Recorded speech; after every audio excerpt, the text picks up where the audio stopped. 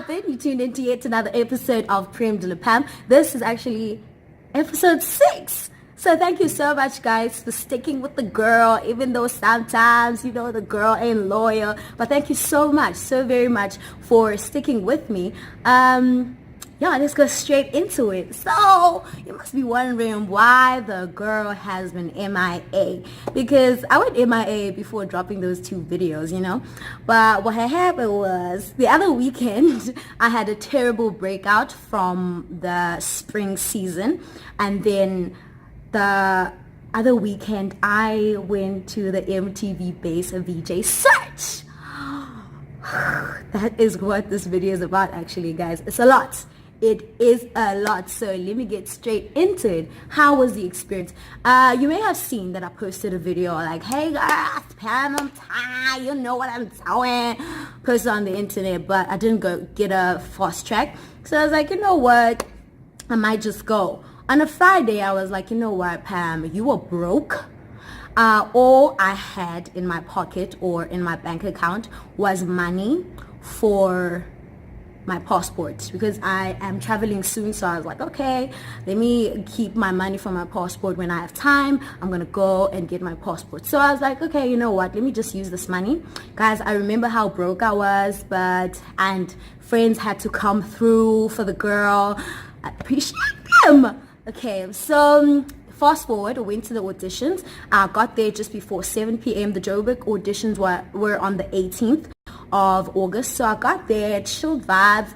The queue is so long, but luckily I got there just before 7. By 9 o'clock, I was like, thank God.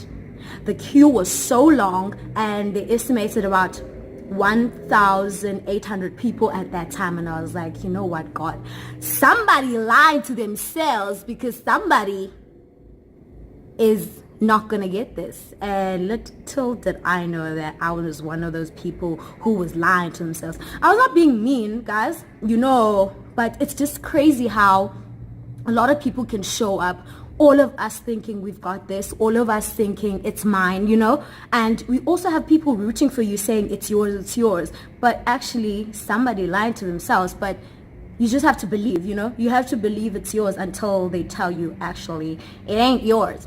But yeah, I went in. You have to go through 3 audition stages, 2, I think. No, actually, yeah, 2 audition stages before you actually go to the judges. So I went to the first one, slayed it, went to the second one, slayed it, and then the third one is actually where you face the actual judges, the celebrity judges. And then I went in. I was like, you know what, I am shaking out of my pants, because here are these people, and you actually get a script, right? So the script was about Boiti and the other one was about Gom Nation, but the Gom Nation script didn't have much context, so I had to choose the Boiti one. But Boiti was there. Imagine speaking about someone, but they there. So I was like, you know what, God, you gotta help me through this. So I get in there. I don't even remember what they said, but let's get straight into it. So the whole time I'm looking at Thomas and Kelly Kumalo, because I'm like, I'm speaking about Boiti. I can't be looking at Boiti. So I speak, and then Karitla, that baby Boiti. My stupid self looked at Boiti, and her face was just like she wasn't like, I'm speaking about her, so she'd obviously look at me like, okay, what you saying? That's when I messed up.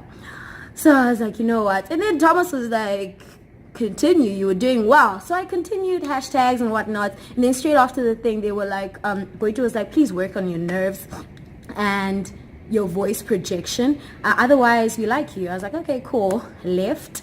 Got home. A lot happened on the way, guys. We couldn't find a Standard Bank ATM on the way. Begugubi, guys. Couldn't find an ATM on the way. I promise you, the car didn't have enough petrol, and I was like, wow, guys, where the hell was I going? But I ended up getting home. So I get home, I bathed immediately, and I slept. I couldn't even eat because it was freezing cold. So they said they'll call us around 9:30. I bet 9:30. I actually woke up at 8:30 because I slept for such a long time. I was like, okay, I think I'm ready to get up now. I'm ready for that call. But at the same time, I was like, yo, I don't think I made it through. I don't think I made it through. But I was like, okay, you know what? It's fine. Yeah, 9:30, 10, half past 10. They called me. I was like, what that mean? That girl made it through. Shit. Okay, I was like, okay, cool, compose yourself. And then tomorrow I was supposed to be there. Tomorrow's pushing same missions. And you know, Mali, but I went. And then fast forward to the actual audition. Met so many cool people, that I must say. And then fast forward to the audition, I was the last person. Yo, the vibe inside the studio, I was like, yo, God, I know for a fact that I'm not going to make it today. Because when I went in, I was like, I made top 25. Yeah, the second audition was top 25, which was on a Sunday, the 19th of August. So when I entered there, the vibe, it was dead. So I was like, girl, stop lying. Actually, pack up and leave. But I was like, okay, you know what, girl, you're already here. So I stand in front of the judges, and then only Boydie is responding to me, saying hello and stuff. And then Thomas and Kelly Kumala are really quiet. So I was like, okay, this is really awkward. And then Boydie's like, why did you guys decide to keep quiet? Like, what's up? And then I was like, okay, I can go. You should be serious. And then Boydie tried to crack a joke. She was like, no, he's probably drooling. And then Kelly Kumar was like, no, he is not drooling. I was like, okay, should I start? And then they finally said you must start. So with the script they gave us, you're supposed to interview one of the judges and pretend they are your guests in this TV show. I think it was Touching Base or something. So we don't sit, actually. It is an audition setting, but you pretend that you are chilling with them and whatnot. So I interview Boydie. She answers my question very, very well, actually. And I asked her what advice would she give to her younger self and about the industry. And what she said was, amongst the many things that she said, always be authentic. Like, don't go with the wind. Everyone is doing stuff and you trying to follow trends and all that stuff. Be authentic, be yourself. So after that question was answered, I was looking at Boydie the whole time, because I'm like, yo, that energy that's coming from that side, I don't even know, but if I look there, I am definitely gonna screw up. And guess what your girl did? She looked at them. Yo, guys, when I looked at them, that's when I started shaking. Because I'm like, at the end of the day, this is an audition and you have to look at all of the judges, right? So because I was interviewing Boydie the whole time, now I'm done with Boydie, I should look at the rest of the judges. And that's where I flopped. I was like, then I started shaking, because when I messed up, I was like, it's over, girl, you better leave. And then Kelly Kumalo said, and I was like so teary, and then Kelly Kumalo said, doesn't take away anything from you. And then Boydie said, yeah, it doesn't and whatnot. And then I was like, okay. And then Thomas came through. He was like, while the other 24 contestants were standing in that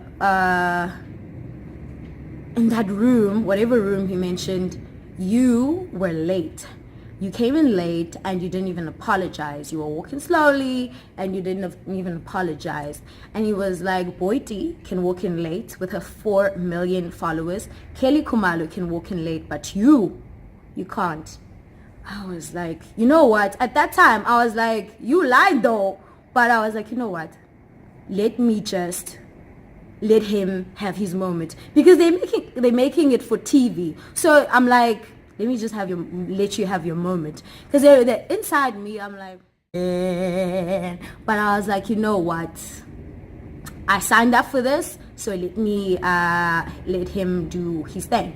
So I was like, okay, I'll take that piece of advice. Thank you so much. As I left, so in my head, I'm like, bitch, why you lying? So what had happened was, so guys, we were outside the whole time before we went into a studio to take pictures before the actual auditions. We were outside. They told us, okay, chill around, go outside, practice your lines, and then come back in. So I was like, okay, cool, let me just go outside and hide in my corner, because we're speaking, because everyone is practicing their lines, and now we're going over each other. It's like, oh my goodness, it causes so much anxiety for me. So I went to my little corner. So it's not like they told us, okay, at this time you're gonna come take pictures and whatnot. They didn't. So I was actually the 24th person to walk in. The 25th person was my lady. I remember her quite clearly because she went to her car also to like practice her lines, and then she walked in last after I had walked in. But I don't want to mention that because I'm like, guys, I am too emotional for this shit. Like, carry on, just say what you want to say and I'm gonna leave. So, but yeah, after my audition I was like, you know what, I need to leave. But since they're doing it for TV, we had to go straight onto camera to say, to reflect about how the actual audition went. So yeah, I was like, I was so emotional, and I told them how I felt, and I was like, okay. And then they had to eliminate, and you have to go back in, even though you know you didn't make it, but you just have to go in. It's just procedure. You have to follow procedure. And I understood that. That's why I was like, okay, you know what, don't leave. Even though you know you didn't make it, just go in. So I went in, and then I was eliminated, and then I came out. So now we went in 2 by 2 back to the camera to reflect yet again. How does it feel to be eliminated? How do you feel? What was the mood like and whatnot? And then I was just like, I just knew I didn't make it, but I just know like auditions are not for me. I'm not gonna do it again. And there's this girl next to me who actually lightened me up. I was laughing at her. She's like, I don't win. Like anything I enter, I just don't win, so it's fine. I was like, girl, oh my goodness. At least I don't feel like that, but I just feel like now reflecting on the overall experience. And on the audition day, I was interviewed by Tejo. I was also interviewed by Kuhle Adams because she had a thing going on as well. So and Kuhle before the actual audition, I was so confident. So now for me to feel like it was a waste of my time, kinda, it was just sad also. I was crying, guys. It was so bad. Even my mom was like, no, like, I didn't even cry when I got home because I was like, you know what, I'm gonna cry in my room. And then I usually sleep with my younger brother, right? My mom was like, no, you're gonna sleep with me tonight, because she knew how I wanted to cry and how much I wanted, to get it out of my system. But reflecting on the overall thing, auditions are generally not for me. Number one, because I have battled with like self-confidence, like since from a young age. So for me to put myself in the position where someone is going to judge my talent or judge me, tell me whether I am good enough or I am not, was just a bit like hurt. Like it's not for me. Like I'm not ready to face a person saying I am good enough or I am not. I have been to an audition like before, like a presenting type of audition, and I didn't make it. But as soon as the next year they called me to MC the actual show, and I killed it, But it's just the mentality, Yoguti, they're going to judge you whether you're good or not. It just doesn't sit well with me. It really doesn't sit well with me. But as soon as I know it's not an audition, I am just there to do my thing and slay it, I actually kill it. And another thing, I generally think I am more of an MC than I am a presenter. I don't know. And I just feel like I will never do auditions again. I do ad auditions all the time. I do get rejected all the time because, simply because you don't fit the brand or the look they're going for at that moment. And it's nothing like, they won't tell you whether you're good or not and whatnot. They're just going to tell you, okay, thank you. And then your agent will just tell you, no, we didn't get a call back. And I was like, okay, cool. But you just know that you didn't lose, or you weren't picked because you don't fit the brand. that's generally the reason why they don't pick you. But overall, I'm very grateful for the experience, because out of the thousands of people who were there, I made it to top 25. That's number one. And number two, I don't know how I made it to top 25 because I screwed up. And they would obviously be harder on the second day because everyone in the top 25 was seemingly good. So they had to cut it down to top 3. So they had to be harder on us. That's what I consoled myself to say. Otherwise, yeah, guys, that is my reflection video of the MTV-based VJ search. Otherwise, no hard feelings. I'm gonna keep pushing in my own way, but auditions so zendipinde, guys. Mark my words. It's either someone just scouts me from somewhere, or I just don't make it as a presenter, because never to do, never by me, never. Otherwise, Créme will be here. It was fun.